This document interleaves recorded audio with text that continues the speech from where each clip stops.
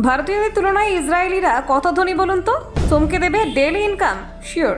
যুদ্ধের মাঝে ধনী ইসরায়েল, একজনের দৈনিক আয় শুনলে চমকে যাবেন ভারতীয়রা। ইসরায়েলের গড় বেতন 2.8 লক্ষ।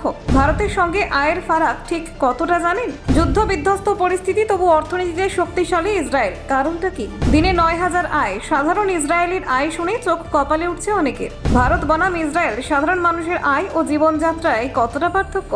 স্টার্টআপ নেশন ইসরায়েল কিভাবে ছোট দেশ হয়েও এত ধনী? দেখুন, মধ্যপ্রাচ্যের বর্তমান অস্থির পরিস্থিতির মধ্যে ইসরায়েলকে ঘিরে নতুন করে আলোচনা শুরু হয়েছে। বিশেষ করে ইরান ইসরায়েল সংঘাতের জেরে আন্তর্জাতিক রাজনীতিতে এই দেশটির গুরুত্ব আরও বেড়েছে। এর প্রভাব পড়েছে বিশ্ব অর্থনীতিতেও, যার প্রভাব ভারতের মতো দেশেও অনুভূত হচ্ছে। রান্নার গ্যাস থেকে শুরু করে জ্বালানির দাম বৃদ্ধির পেছনেও এই উত্তেজনাপূর্ণ পরিস্থিতি বড় কারণ হিসেবে দেখা হচ্ছে। ফলে স্বাভাবিকভাবেই ভারতীয়দের মধ্যে ইসরায়েলের সামাজিক এবং অর্থনৈতিক অবস্থা নিয়ে আগ্রহ বাড়ছে। সম্প্রতি ভারতের প্রধানমন্ত্রী নরেন্দ্র মোদীর ইসরায়েলের সফরও দুই দেশের সম্পর্কে নতুন মাত্রা দিয়েছে। প্রতিরক্ষা প্রযুক্তি এবং কৃষি ক্ষেত্রে ভারত ও ইসরায়েলের সহযোগিতা গত কয়েক বছরে দ্রুত বেড়েছে। কিন্তু এই কূটনৈতিক সম্পর্কের মাঝে মধ্যপ্রাচ্যে যুদ্ধ পরিস্থিতি তৈরি হওয়ায় অনেকের মনে প্রশ্ন উঠছে, অর্থনৈতিকভাবে ইসরায়েল ঠিক কতটা শক্তিশালী? বিশ্ব অর্থনীতিতে ইসরায়েলকে একটি উন্নত এবং উচ্চ আয়ের দেশ হিসেবে ধরা হয়। সীমিত ভৌগোলিক এলাকা এবং প্রাকৃতিক সম্পদের অভাব থাকা সত্ত্বেও তারা প্রযুক্তি উদ্ভাবন এবং গবেষণার উপর নির্ভর করে শক্তিশালী অর্থনীতি গড়ে তুলেছে।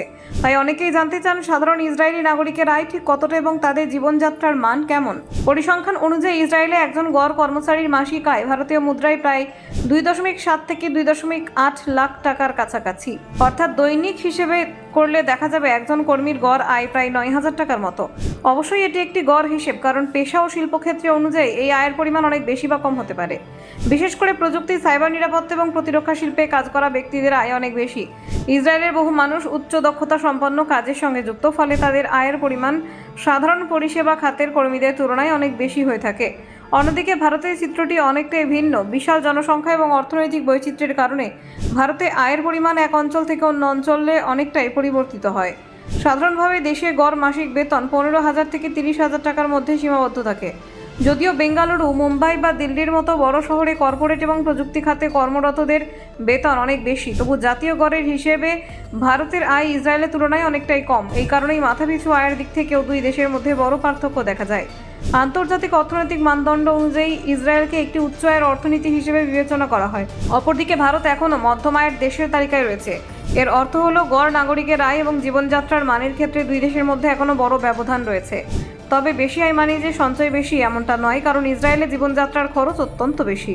দৈনন্দিন জীবন চালানোর জন্য সেখানে খাদ্য, পরিবহন এবং অন্যান্য পরিষেবার খরচ ভারতের তুলনায় অনেক বেশি হয়ে থাকে। প্রাথমিক হিসেব অনুযায়ী ইসরায়েলে একজন মানুষের সাধারণ জীবনযাত্রার জন্য প্রতি মাসে অন্তত 33,000 থেকে 50,000 টাকা পর্যন্ত খরচ হতে পারে। তবে এটি ন্যূনতম হিসেব। Bureau report, Nabajagaran TV.